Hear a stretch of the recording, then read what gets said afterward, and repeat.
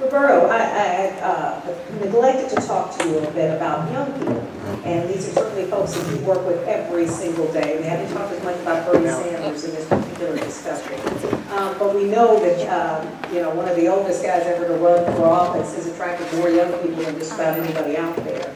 And tell me a little bit about what the young people at PBC are saying about this election. Do you find there's a lot of interest, especially among those who are old enough now to vote? Or do you find that they are a lot more interested in what's going on you know, social media than they are in what's happening in the election? Well, I think they're very interested in the election, but it's not so much from the media, but from social media that they're getting their information. It's really interesting because I think for younger people who aren't yet ready to vote, we don't really think about them in elections, and this election has really impacted them.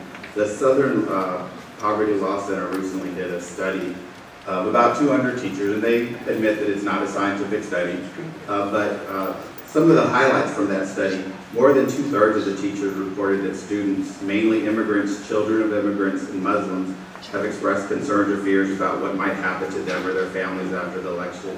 More than half have seen an increase in uncivil political discourse, bullying is up in schools, and so as an educator, someone who's trying to work with kids and instill values on social and emotional learning and these things, it's been a really challenging year to do that because you'll make a statement about, well, we need to listen to each other's opinions. Well, that's not what Trump did last night. He just bullied his way through.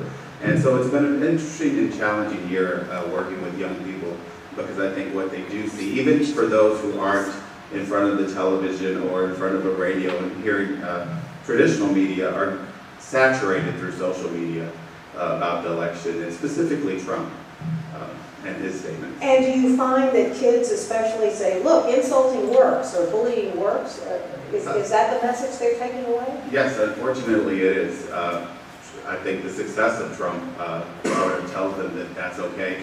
One of the scariest things, and it's a bad habit of mine, on a lot of the election stories, I'll go and read the comments. And as much as scared as I am of Trump, reading the comments and the followers of Trump is even scarier because I've read things like, oh, let's shoot all Muslims, let's send every Mexican back.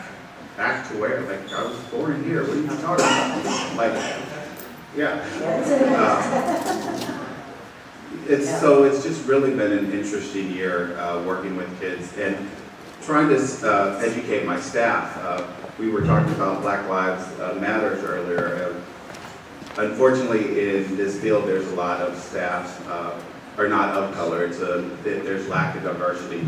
We're lucky this year that half of my staff are people of color. I've worked very hard to achieve that. But in training staff, it's trying to help them understand the circumstances that young people are living in, and that they may react to you as a white male in authority very differently than me. So if I were to put my arm around Soheem, that may be taken very differently than if one of my staff who wasn't of color was. And they have to understand that that's not about them. Sometimes that's about the baggage that the young person is bringing in. So we have to be able to move past that and not take it personally. So it's been a very interesting year with this election.